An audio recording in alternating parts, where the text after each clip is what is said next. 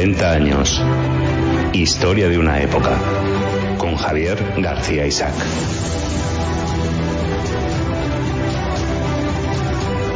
Pues estamos en 40 años, historia de una época, y seguimos con nuestro amigo, con JF La Mata. JF, ¿cómo estás? Muy buenas, aquí andamos. Bueno, un placer tenerte como siempre aquí en los estudios de Radio Ya. Bueno, tú en la distancia, se te echa de menos también en el retrovisor. La gente nos pregunta, ¿cuándo vas a volver? Bueno, pues faltan un par de meses todavía. Bueno, pero algo retrovisor sí que está viendo ya. Estamos Rebeca lleva la parte del presente, sí, y yo llevo una parte ahí del pasado. La semana que viene, no sé cuándo, vamos a hablar un poco de algunas leyes muy infames, como la ley de amnistía y tal, aprovechando algunos... A mí me encantó, estuve escuchando el otro día esos documentos sonoros que envías, y la verdad es que son una auténtica joya que conviene recordar. Bueno, seguimos a vueltas con la historia del pedrojotismo. Yo creo que acabamos hoy, ¿no? No lo sé, porque también luego podemos ir un poco con lo que le queda al mundo post-pedrojotista, pero de luego vamos a avanzarlo mucho, porque ya estamos en el tramo, digamos, más cenit de poder del pedrojotismo, que es en la segunda mitad de los años 90.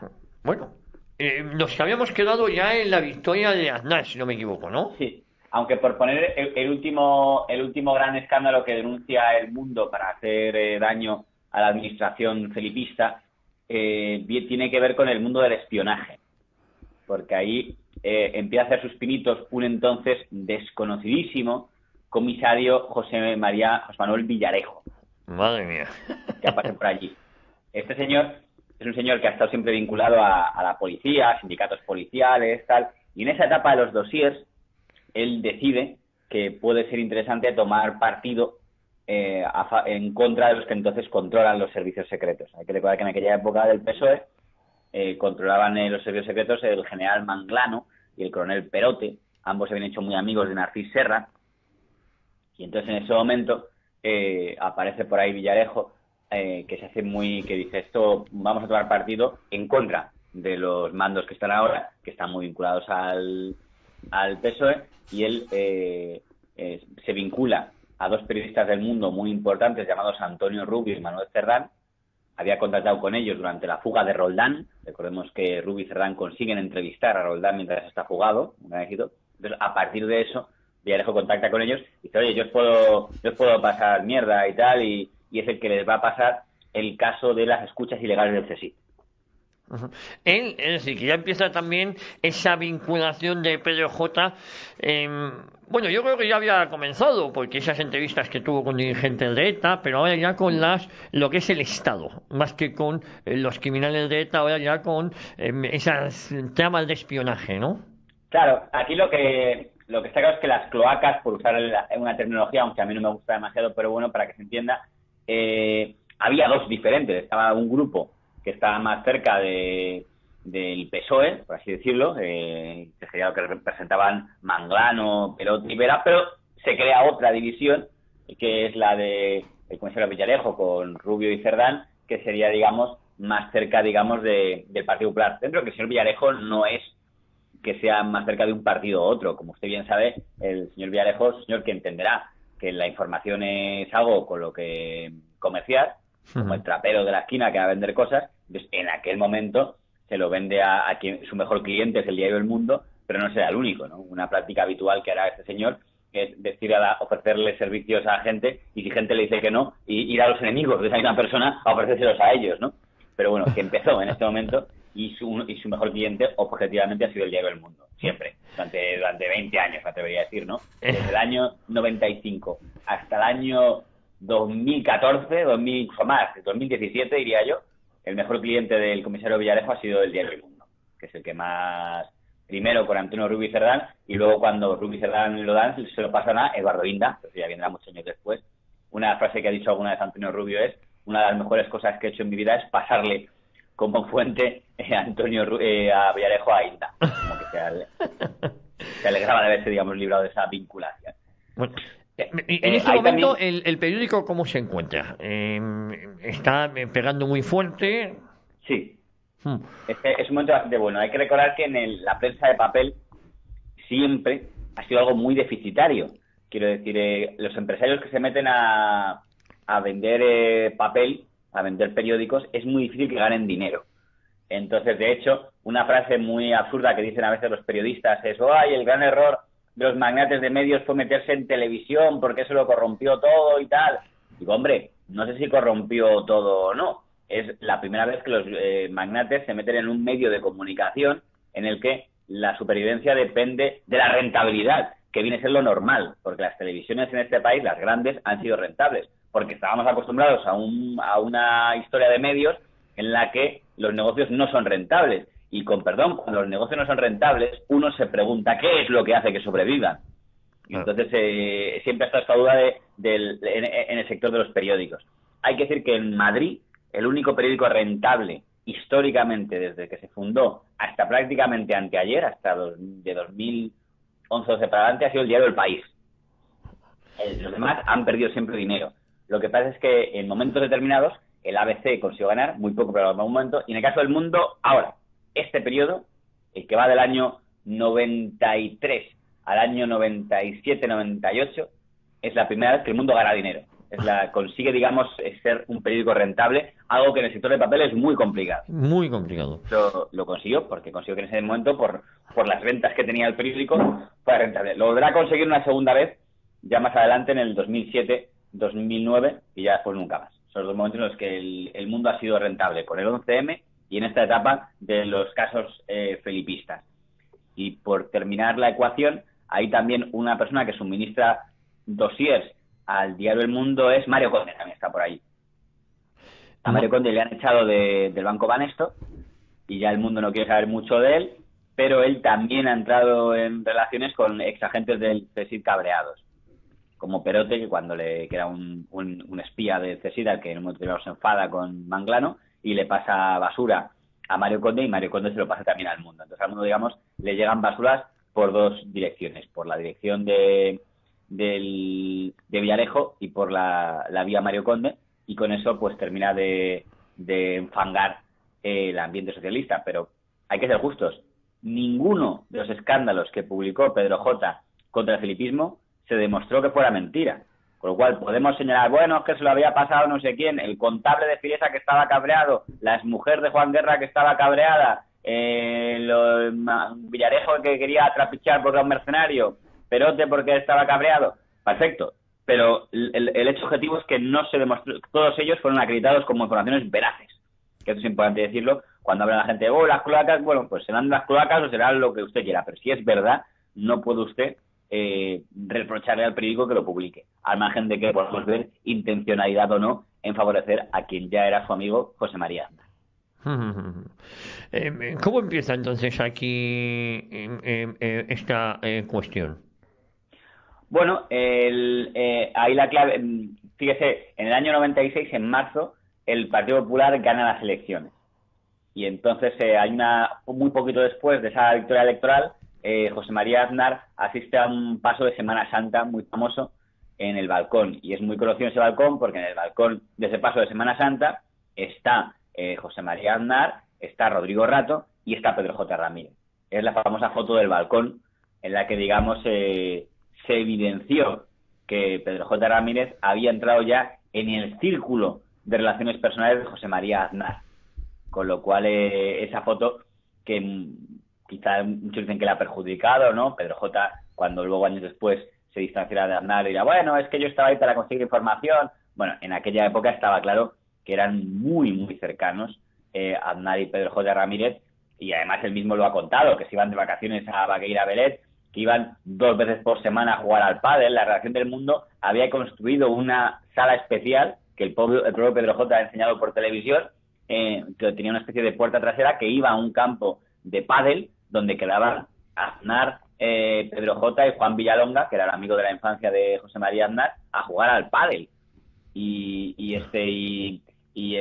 Lo contábamos el otro día, y cuando se produjo el atentado a Aznar, las únicas personas que pasan a la habitación a reunirse con Aznar y en la botella son Villalonga, César Alierta y el propio Pedro J. Ramírez, que se da un abrazo con él, que el propio Pedro J. ha contado. Como el momento en el que la abracé y me di cuenta que esa persona iba a cambiar la historia y que ningún político, desde Joaquín Garrigues Walker, había marcado mi vida tanto como él. O sea, que era un momento de idilio, digámoslo así. Por cierto, ¿sigue ese idilio a nivel personal o tenemos conocimiento o no? Bueno, me imagino que cuando dejas de tener poder, pues digamos que deja de ser Interesante. tan interesante llevarse bien. En un momento determinado, cuando Aznar cae del poder, Pedro J todavía entiende que él sí que tiene poder, por tanto le interesa distanciarse de esa relación para sobrevivir. Quizá ahora que Pedro J ya ha caído, pues sea más fácil rehacer lo que en el periodo 2004-2008 se rompió. Pero vamos a tratar precisamente la relación de Pedro J. Ramírez con el aznarato, que es lo que viene ahora. Una cosa que dice Pedro J. Ramírez es que a ellos ningún poder político les ha hecho ningún favor. Bueno, esto lo dicen todos los medios con relativa frecuencia y generalmente nunca suele ser verdad. O sea, quiero decir, el país ha dicho alguna vez que ellos ningún gobierno les ha hecho ningún favor. Y hombre, no sé qué quiere decir ningún favor. Si usted quiere decir que todo lo que le han dado es porque se lo merecía a usted, puede ser, pero no negará que la administración le ha dado cosas. En el caso de Pedro J. Ramírez, Barna, el diario El Mundo consiguió bastantes cosas durante el gobierno de José María Aznar. Para empezar, al diario El Mundo le conceden una serie de licencias para construir una radio, El Mundo Radio, que es un fracaso absoluto. Lo dirigió Müller y no se enteró nadie. Cuando nadie se entera de algo es que no lo ha escuchado nadie. Esas emisoras, que son como 5 emisoras en Madrid y en otras provincias, era para construir una especie de radio, una cadena de radio que hubiera sido El Mundo, y no la escuchó nadie, no funcionó, y al poco tiempo se cerró y lo que hicieron fueron arrendarlas a Onda Cero, que es muy habitual. Cuando no te funciona un proyecto, se lo arrendas a alguien y te dedicas a ganar con esos alquileres. Y luego, en el año 2000, por ejemplo, el gobierno de Aznar sacó un concurso para conceder 2 nuevos operadores de televisión privados, frente a los 3 ya existentes, Antena 3, Telecinco y Canal Plus, y El Mundo obtiene uno de ellos, que se llama Apeo. Luego la gestión será un fracaso, pero una cosa es que lo gestiones mal y por tanto no funcione, pero no que el gobierno no te concedió cosas. Le habíamos cedido un canal de televisión y unas emisoras de radio. No supieron gestionarlas, pero eso no significa que no les diera un favor el gobierno importante. Oye, ¿y cómo se va desarrollando? Sabemos que el mundo de la radio, pues efectivamente, lo arrendó a Onda Cero. Y hay una famosa foto donde está Pedro J en la victoria de Aznar, en la primera victoria, si no me equivoco, dando saltos también en Génova, ¿no? En el balcón. No fue exactamente en Génova. Lo que pasa es que se atribuyó porque fue muy poquito después. O sea, muy poco después de la victoria electoral por la que ganó Aznar, Aznar se va de vacaciones con sus amigos a Carabaña. Y entonces ahí es cuando salen del balcón, saludando allá a las multitudes, y aparece Pedro J al lado. Con lo cual es un momento de demostrar que formaba parte de la corte. También estaba Rato en aquella fotografía. Y entonces un poco se les veía a todos amigos. Pero el propio Pedro J cuenta en sus libros, porque como le pasa a Ansón, les gusta presumir de que han estado cerca del poder, y entonces ha contado que él asesoraba y daba consejos a Aznar, que cuando Aznar gana por mayoría absoluta en el año 2000, lo primero que hace es llamar a Pedro J y decirle: por fin ha acabado la Guerra Civil Española, por entender que si la derecha sacaba mayoría absoluta es que ya por fin se había perdido el miedo y la demonización a la derecha que parece ser que existía históricamente, ¿no? Hay que decir que en la primera legislatura de Aznar, El Mundo será un periódico mucho más cercano a Aznar que el ABC. Lo más importante, en tirada, El Mundo supera al ABC. En tirada, El Mundo ya supera al ABC, efectivamente. El sorpaso. O sea, el país sigue siendo el primero, pero el segundo, que lleva siendo el ABC desde que comenzó el felipismo, desde el 82, se rompe esa tendencia porque El Mundo supera al ABC. El Mundo, que pretendía ser en su momento un periódico progresista, ya se ha convertido en la práctica en el periódico oficial del centro-derecha en España, por delante de ABC. Con lo cual, eso es un éxito de Pedro J, porque aunque él no se había cansado de repetir en el año 93 que él no tenía nada que ver con la derecha, que no le gustaba nada el PP, la realidad es que tenía un nicho de lectores mucho más grande en el entorno del centro-derecha que el que pudiera obtener a la izquierda del PSOE, que era su primer intento de nicho. Por tanto, eso es un éxito en cuanto a cartera de lectores que nadie le puede negar. En esa época hay que decir que el objetivo del Mundo sigue siendo zurrar al PSOE. O sea, no pone al nuevo gobierno como objetivo, se lleva al revés.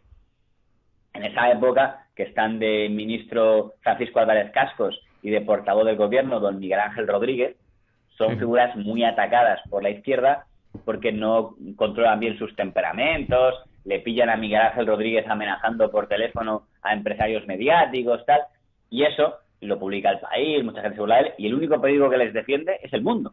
El ABC no se mete en eso, porque el ABC dice, sí, hombre, esta gente que me está dejando a mí al margen del mapa mediático y encima quieren que les defienda Pedro J. Y Pedro J es el único periódico que en esa etapa defiende a Miguel Ángel Rodríguez, a Paco Cascos, digamos a los miembros del gobierno que son más señalizados.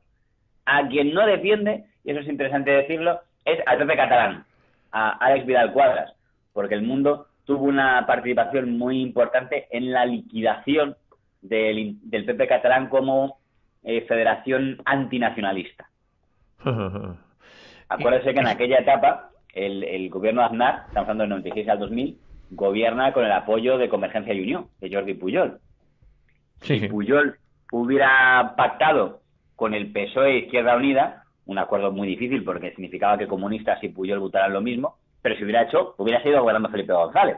Sí. O sea, la gobernabilidad dependía de Pujol, y Pujol decidió que tocaba un cambio y que tocaba que gobernara José María Aznar.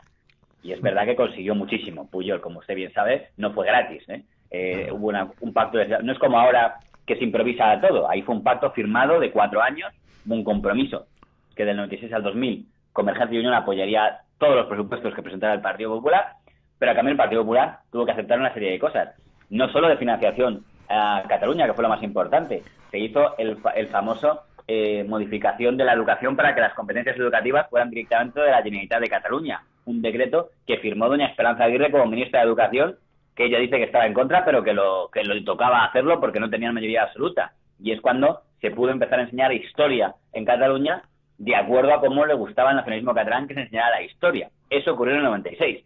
También se decidió en aquel momento suprimir la mili obligatoria, que fue una petición expresa de Convergencia y Unió, con Artur Mas precisamente de portavoz de aquella sesión parlamentaria, para que no tuvieran todos los catalanes que pasar una jura a la bandera, un servicio militar al servicio de España, etcétera. En ese momento se prohibió que el himno nacional fuera obligado que sonara en todo acto oficial del Estado que se celebrara en Cataluña, donde figuraba una obligación de silencio y respeto a la bandera que fue suprimida por una enmienda de Convergencia y Unión a la que votó a favor el Partido Popular. Todas son cosas de esa etapa. La verdad es que uno se queda de patata con estas cuestiones, ¿no? Y El Mundo apoyó todo esto, porque El Mundo decía que Convergencia y Unión era el referente del centrismo y que si el PP quería ser centrista, tenía que apoyar lo que dijera Pujol, que para eso era el máximo referente del centrismo. Sí, lo hemos comentado, sí. Àlex Vidal Quadras, que era el presidente del PP catalán y que era de los pocos que había apoyado, porque no lo presentó él, pero bueno, lo apoyó, un recurso de inconstitucionalidad contra la famosa ley del catalán, la ley que según sus detractores era discriminatoria hacia el castellano, pues es el primero que es destituido por José María Aznar como presidente del PP catalán en ese periodo. Y El Mundo publica un editorial diciendo que Aznar se equivocó con Àlex Vidal Quadras porque no se podía tener como presidente del PP catalán a alguien tan radical y tan antinacionalista, porque eso es hacer política contra la mayoría de los catalanes que son nacionalistas, ¿no? Esa es un poco la doctrina que decía el señor Ramírez. En aquella historia estaban también en aquella línea de que había que ser un PP que se llevara bien con los convergentes.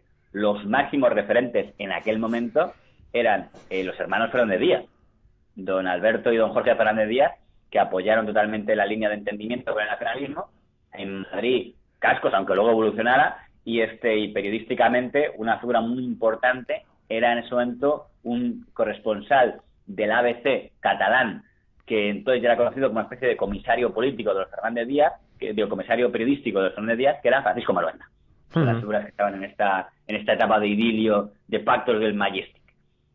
De todo esto, creo que a la mayoría de ellos, si les preguntáramos ahora, no están muy orgullosos de aquella etapa. O sea, ni creo que Aznar esté orgulloso de aquello, ni creo que Cascos lo esté, ni creo que Maluenda lo esté, ni creo que Fernández Díaz lo estén. Pero debo hacer una excepción con Pedro J. Ramírez, porque don Pedro J. Ramírez, a quien le pregunté expresamente por este tema, sí me dijo que él creía que aquello, él lo veía como una forma de intentar traer a Convergencia y Unión al bando del constitucionalismo. Y de hecho él llegó a hacer un discurso me lo contó él mismo, que en aquella época, en el año 96, él da un discurso en Barcelona donde propone que el Partido Popular de Cataluña se disuelva y que Convergencia sea el referente del Partido Popular en Cataluña, como lo es UPN en Navarra. Eso lo defiende Ramírez en un discurso en el año 96, y según me comentó, en 2019 seguía pensando que hubiera sido una buena solución esa fusión entre el mundo convergente y el mundo pepero. Como no pasó, nunca lo podremos saber, no sabemos si eso hubiera significado.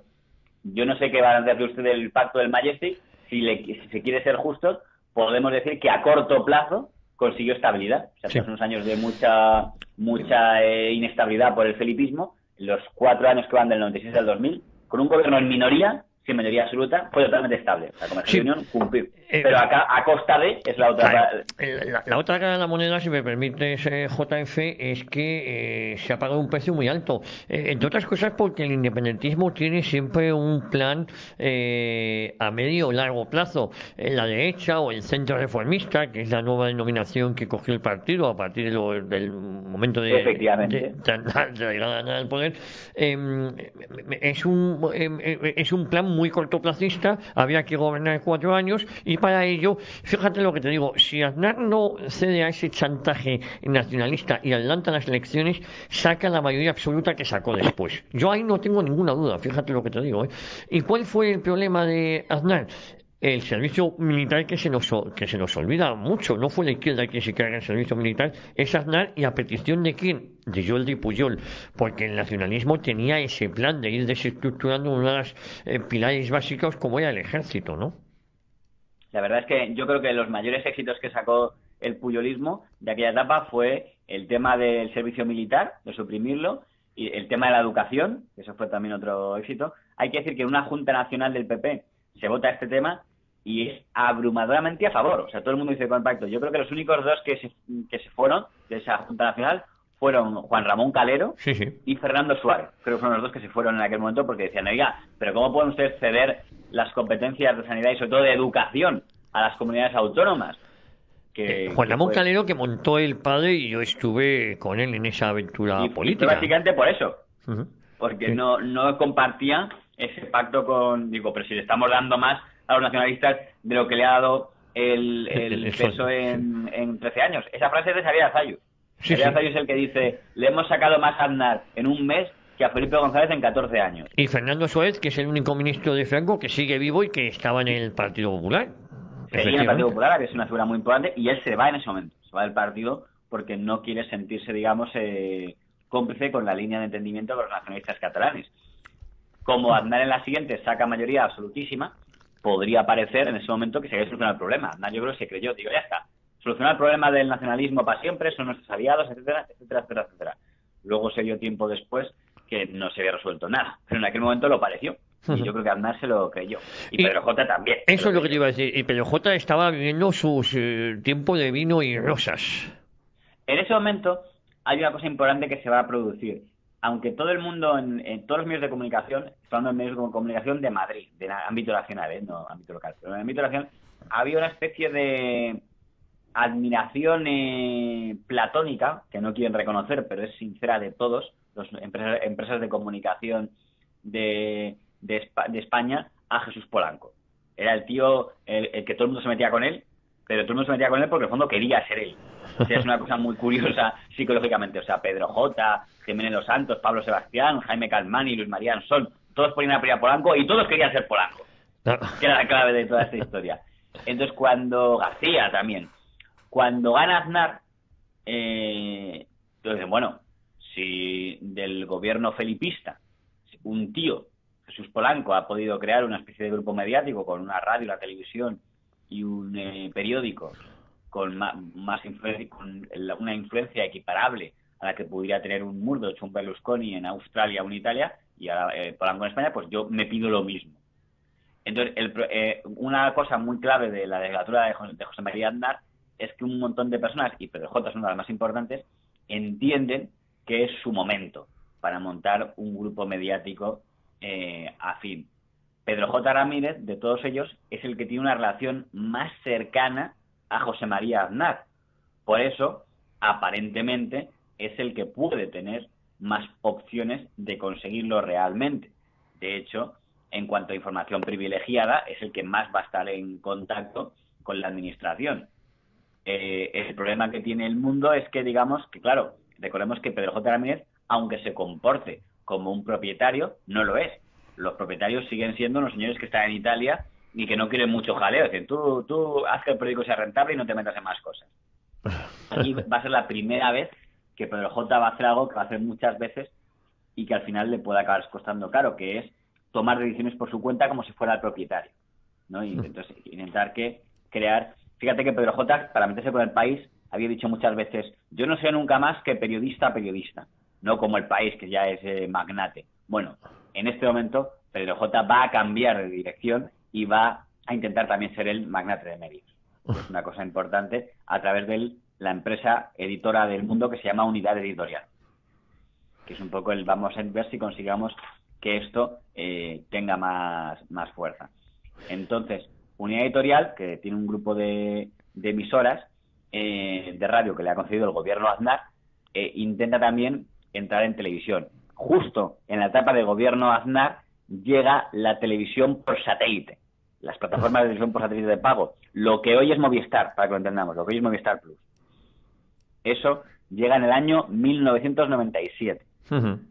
Y como lo lógico, como se ha demostrado, lo lógico en aquel momento es que haya una única plataforma con un único tipo de descodificadores y que ya dentro de ellos pues la gente acceda a todos los canales.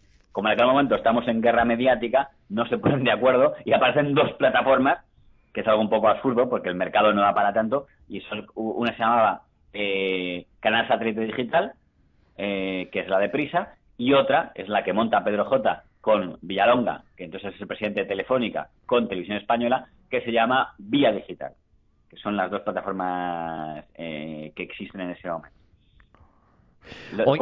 Claro, efectivamente, y ahí también empezaron varios líos, porque uno era el amigo de Aznar y el otro era, por decirlo de alguna manera, el grupo Prisa. Vamos, claro, y eso en el fondo fue un error, porque la gente que se apunta a la televisión de pago por satélite no le importa la línea editorial, lo hace porque quiere ver fútbol y cine.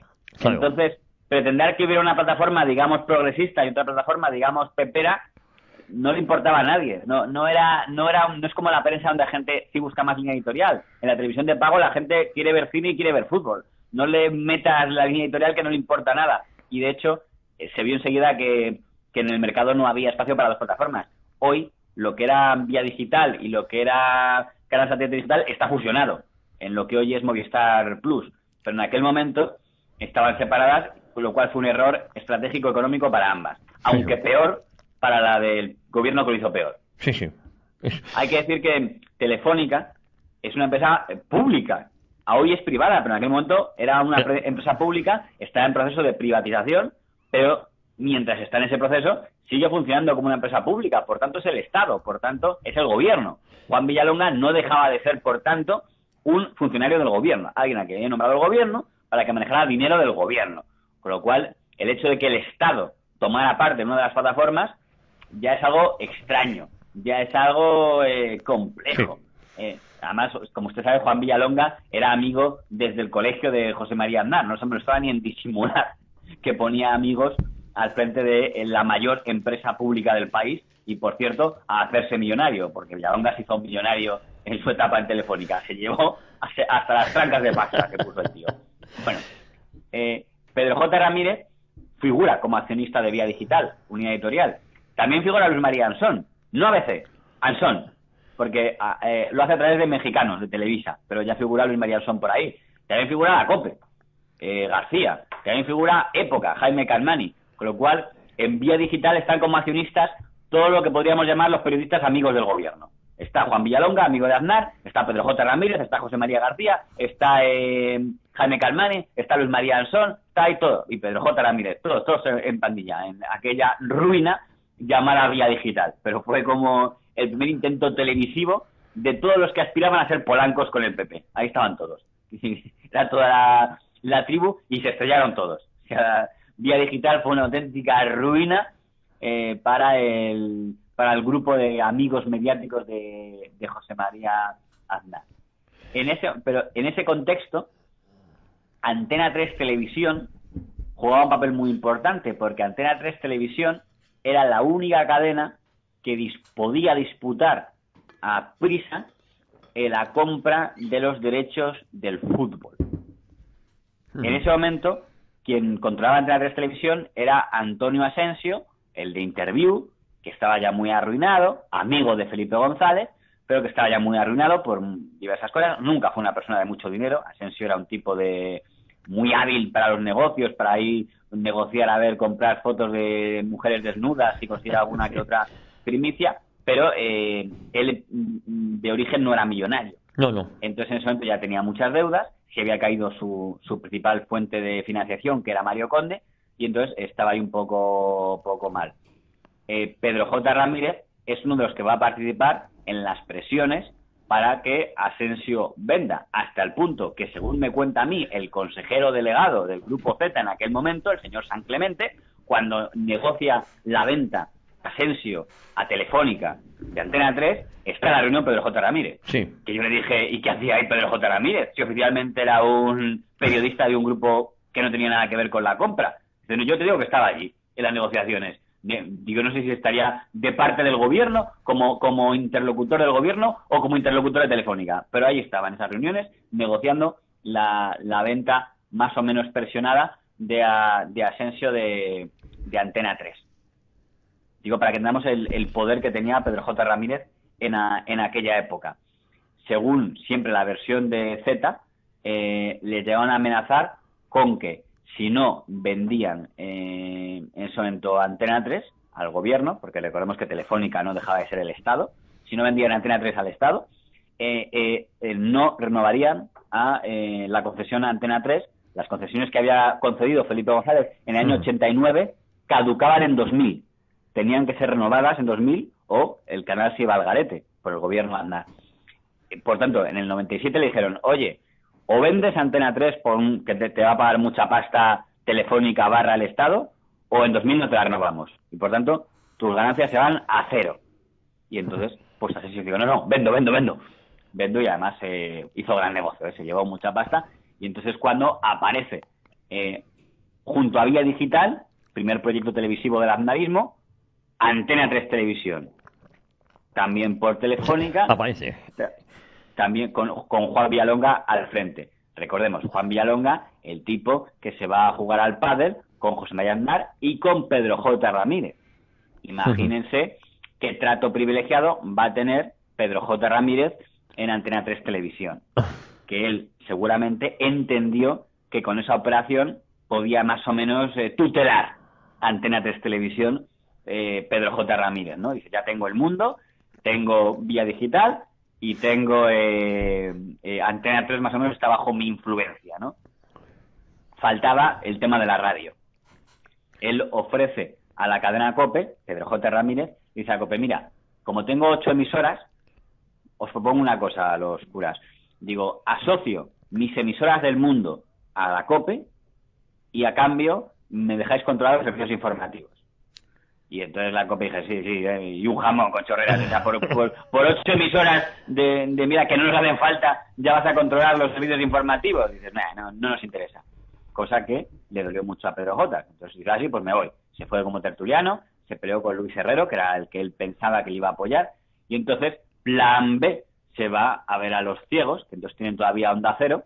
Recuerde usted que Onda Cero, claro, el origen es la 11. De hecho, el nombre Onda Cero, 11, es de la 11 de la Organización Nacional de Ciegos. Se nos olvida eso, sí.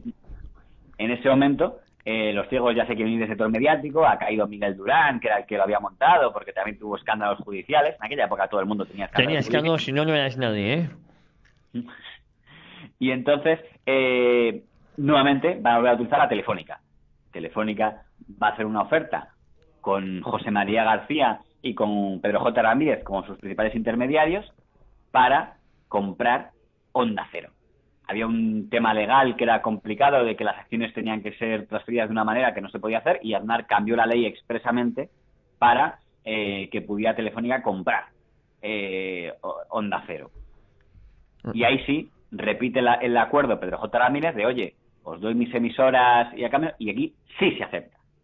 Y entonces, por un grupo de emisoras pequeñísimo, por 8 emisoras y tal, se concede un acuerdo mediante el cual los servicios informativos de Onda Cero pasan a depender del diario El Mundo. Y ahí está otra vez Müller, que es el que en nombre del Mundo asume el cargo de informativos de Onda Cero. Y de hecho, como Luis del Olmo no quería, porque Luis del Olmo no soportaba a Pedro J. Ramírez, entonces se va al programa de noche, que se llama La Brújula, que pasa a llamarse La Brújula del Mundo, que es donde va a estar Pedro J. Ramírez, digamos, como comentarista plenipotenciario.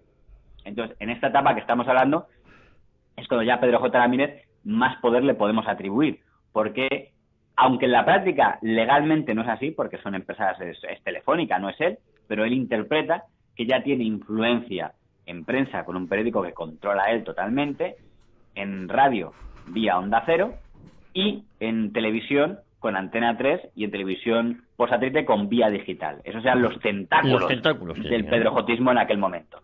Y es en aquel momento donde se demuestra que tenía enemigos, porque es cuando se está montando todas estas operaciones, es cuando se lanza el mayor ataque personal que ha habido contra Pedro J. Ramírez, que es lo que seguramente algunos de los oyentes que tengan más edad recordarán, el vídeo de Exuperancia Rapú.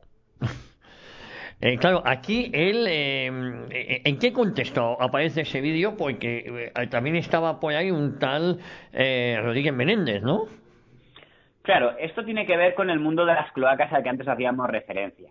Pedro J. Ramírez, en aquel momento, digamos, está metido en una guerra a muerte contra lo que tiene que ver con el felipismo, ¿no? Con los medios de comunicación. Cuando acaba de llegar al poder José María Aznar, hay una doble página que publica Pedro J. Ramírez en el diario El Mundo de las 13 cosas que debe hacer Aznar, que incluye que tiene que legislar contra Prisa. Esa doble página le sentó como una patada a los del País.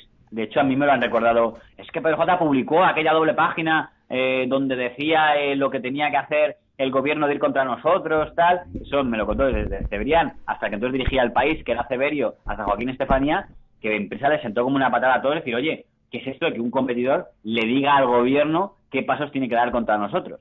Con lo cual, había mucho mosqueo, porque era el mayor defensor de la guerra mediática del PP de aquellos años, en la guerra del fútbol, para que lo entendamos. Y era uno de los que estaba prácticamente sacando los pompones y diciendo, Aznar llega a hacer cosas que quizá eran necesarias, pero que desde un punto de vista liberal son difícilmente defendibles, que es hacer decretos ley con la única función de perjudicar a un operador, en este caso a Canal Plus. Y se llegan a aprobar leyes que su única explicación es, esto está hecho a la carta para perjudicar al único operador que cumple estas condiciones, que es Canal Plus, que es por tanto Prisa, ¿no? Y el mundo apoyaba toda esa historia. Digo, para que tengamos el contexto del año 97, que es el año probablemente más duro de guerras mediáticas, ¿no? En aquel año, toda la directiva del Sogecable, es decir, el Consejo de Administración de Prisa, tendrá que pasarse por los tribunales, por una demanda puesta, apoyada por el Fiscal General del Estado. Con lo cual hay claramente, digan lo que digan, hasta el gobierno detrás, intentando meter en la cárcel a toda la cúpula de Prisa. Y mientras el ABC se calla, y Ansón no se mete en esas cosas, el mundo lo está apoyando, el mundo está diciendo, venga, a muerte contra ellos, ¿no? Para que tengamos el contexto de que, digamos, Pedro J. no era alguien muy apreciado por sus competidores. El ABC le odiaba porque le había quitado la condición de medio preferido de la derecha, y el País le odiaba porque les quería meter en la cárcel, por lo tanto estaban todos muy de uñas con él. Y en esto aparece un tercer grupo, que es lo que podríamos llamar la división cloacas. El felipismo tenía una división, un submundo mediático muy pequeñito, pero que podía hacer daño.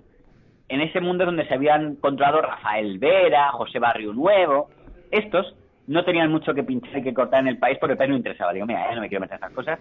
Yo odio a Pedro J., pero no me voy a arriesgar a perder mi autoestima por los de los GAL. Yo bastante hecho con no ser punta de lanza contra vosotros. No me pidáis que os defienda. O sea, el País, su defensa, si se quiere, del felipismo era que no hacía sangre contra ellos. Pero no iba a ser tan tonto de seguir diciendo, ¡viva Rafael Vera! No, él no se metía en eso. Entonces tuvieron que crear otros medios que sí lo hicieron. Uno fue el Grupo Z. Asensio, al que hemos hablado antes. Asensio convirtió Interview y Tiempo y sus publicaciones en órganos de defensa total de los GAL, pero totalmente, durante todo el juicio. Que la gente mire cómo publicó en portada el periódico de Cataluña o todos estos el juicio de los GAL, todo totalmente, vamos, San Barrio Nuevo y San Vera, de hecho eran columnistas en Interview en aquel momento y en Tiempo. Otra división era lo que quedaba de Diario 16, que era ya un muerto agónico, Juan Tomás de Salas, que se había vuelto loco, estaba ahí de director con los restos, y también convirtió en esa última etapa Diario 16 en un aparato de propaganda felipista de Barrio Nuevo, Vera, Felipe, Galindo, todos, y de lanzar vómitos todos los días contra Pedro J. Y el último, al que usted ha mencionado, el Ya, que el Ya se había muerto en el año 96, sus restos los había comprado el abogado Emilio José Rodríguez Menéndez, amigo de Argote, otro de los GAL, y también se convirtió, digamos, en un aparato de defensor y propaganda del felipismo y tal. El juicio de los GAL es entre el año 97 y el año 98. En ese tiempo, este sector mediático al que he aludido, el Grupo Z arruinado, el Ya arruinado y el Diario 16 arruinado, todos ellos son periódicos en defensa de los acusados de los GAL, y todos ellos vomitan diariamente contra Pedro J. Ramírez. Pero es curioso que el Diario 16, con la trayectoria, ahora defendiendo a los GAL, ¿sí? ¿No? Eso lo permitió Juan Tomás de Salas, que yo creo que ya tenía tal nivel de odio hacia Pedro J., el chico que él había escogido como director, y del que luego acabaron, pues como acabaron, que ya no era racional, porque además eran muy macarras los titulares, muy soeces, o sea, muy facilones. No era el Diario 16 ya. El Diario 16 siempre fue un poco amarillista, pero esta última etapa era lo que sería un digital fricoide. Quiero decir, era muy raro, y le pasó lo mismo al Ya con Rodríguez Menéndez, con todo lo que había sido el Ya, el periódico de la editorial católica y tal, y convirtió. Y el Ya fue el que llegó más lejos, porque cuando sale el tema del vídeo de Pedro J., los medios os acabo de citar, el Diario 16 ruinoso, el Ya ruinoso y el Grupo Z ruinoso, le dan máxima cancha. Pero el único que llega al extremo de publicar fotogramas del vídeo es el Ya, que es el que llega, digamos, al mayor extremo de que sale ahí la foto de Pedro J. Ramírez chupando el consolador en la portada del Ya, para que lo vieran todos los lectores de Oye, de ese España. vídeo se ha olvidado, ¿eh? No se lo recuerdan a Pedro J., ¿eh? Bueno, porque yo creo que ahora ha cambiado mucho la sociedad. En aquel momento sí lo sacaron alguna vez. Lo que pasa es que ahora parece que, fíjese, si el otro día había una entrevista en la que un periodista bastante normal, políticamente correcto, como es Vicente Vallés, le preguntaba al señor vicepresidente si le parecía normal compartir Consejo de Ministros con su señora, inmediatamente ha salido toda la presión periodística a decir que esa pregunta era una vergüenza y era un machismo y era un tal. Fíjese que él cuidó mucho los términos, ¿no? Porque dijo algo así como: ¿qué hace que una pareja forme parte del mismo Consejo de Ministros? Que no es muy normal. Dijo: eso es machista contra Irene Montero. Digo: oye, no ha dicho ni si es machista, si es malo que para Irene Montero o para Pablo Iglesias. Ha hablado de la pareja. Pero bueno, entonces, si hemos llegado al nivel de que hasta preguntar por eso es una falta de respeto, claro, hoy ya nadie se atrevería a preguntar nada de lo que hiciera nadie en la vida personal, ¿no? Que ha llegado a un nivel en el que ya no se puede preguntar nada. Para el oyente que no lo sepa, estamos hablando de un vídeo de VHS que empezó a venderse a lo bestia en el año 97 por todas partes, por mantelerías, fue remitido a un montón de gente en cintas, gente que hacía copias y se lo enseñaba, y era un vídeo donde se veía a Pedro J. Ramírez manteniendo relaciones con Exuperancia Rapú.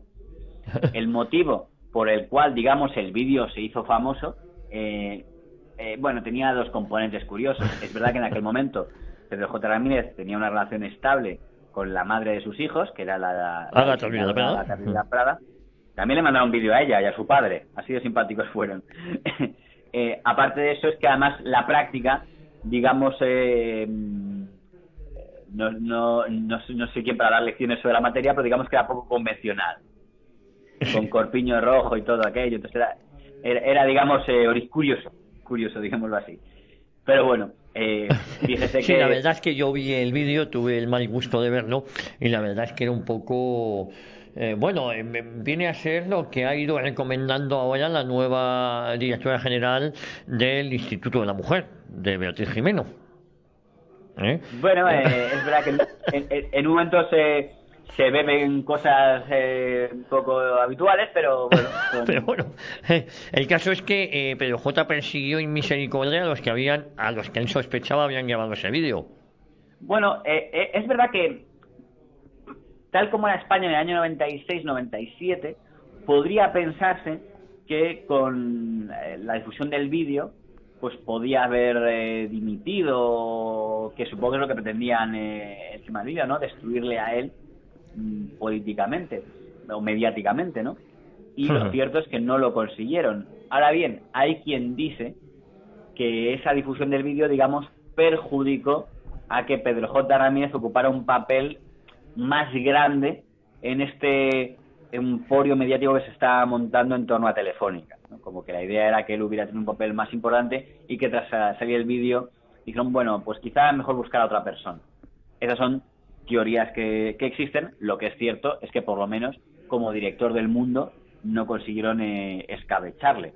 Hay que decir que en el caso de Emilio José Rodríguez Menéndez, su participación no había sido solo publicar los fotogramas en el periódico Ya. Él había estado en las reuniones donde se había vendido el vídeo, porque ese vídeo, por cierto, se dice que si el CNI había ayudado y tal, no, o sea, el CNI lo quieren meter en todas partes, pero la realidad, al menos acreditada en la Secretaría Judicial, es que fue una iniciativa de Rapú y un perdedor llamado Sánchez Cantalejo que se escondió en el armario y esta señora pues era amante de Pedro J. Dijo, oye, pues mira, vamos a poner una cámara oculta dentro de un armario y tal, y con una máscara de tal, y le grabamos y luego lo intentamos vender para sacar dinero, ¿no?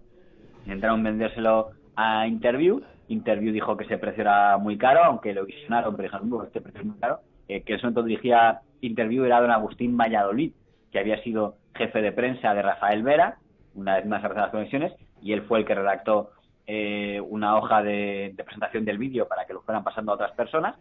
Y finalmente en una reunión en un chalet con dirigentes del PSOE de la época de Rafael Vera, el propio Rafael Vera estaba presente, pero los que pusieron la pasta fueron el ex asesor presidencial don Ángel Patón. Ángel Patón fue a Felipe González, lo que hoy sería el tipo este que dicen que está listo, cuyo nombre no me sale ahora, que manda en la sombra en la Moncloa.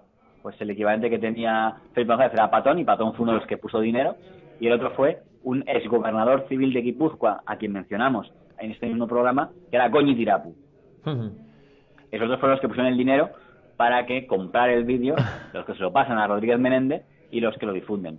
Todo esto se resuelve porque Pedro J. Ramírez inmediatamente demanda a Exuperancia Rapú, que es detenida. Rapú confiesa y son detenidos Exuperancia Rapú, Goñi Tirapu, Ángel Patón, Rodríguez Menéndez, un periodista al que lo hemos citado que es rarísimo, llamado Javier Bleda, que era falangista, pero en aquel momento estaba en nómina de Rodríguez Menéndez, y todos ellos van a prisión por el vídeo contra Pedro J.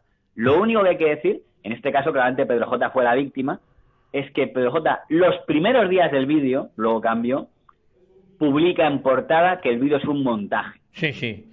El vídeo... Iba a decir que era un montaje. Eso hay que decir que no es correcto. O sea, lo que tú entiendas montaje, no sé, un vídeo trampa, si se quiere, de que te están grabando y no lo sabes. Pero intentar dar a entender, que lo intentaron clarísimamente en el primero de los números, cuando sale el primer montaje, están intentando dar a entender que es un vídeo trucado. Esa palabra no es mía, la ponen ellos. Vídeo trucado. Pues, y no era un vídeo trucado, era un vídeo real, ¿no? ¿Qué vamos a hacer? Pues Pero... yo creo que va a dar para un programa más, porque lo vamos a tener que dejar aquí, Pedro JJF, y nos quedamos con el vídeo de Exuperancia Rapú, y pero... este escándalo y cómo afectó a... Lo dejaría, ¿no? Si quiere usted, como un mérito de él, en el sentido de que es la operación más bestia de enemigos contra alguien, y hay que decir que consiguió sobrevivir a ello, ¿eh? No, porque y salir airoso y no estar escondido en las catacumbas.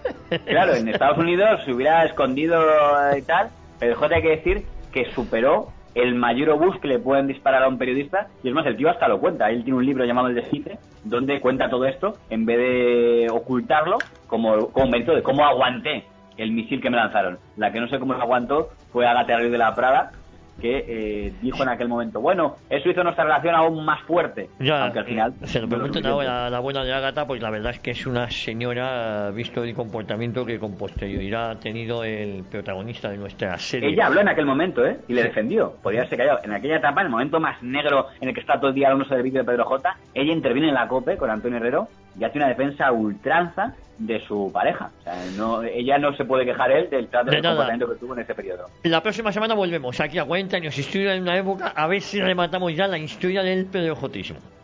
Muy bien, un saludo. Un abrazo muy fuerte, JF.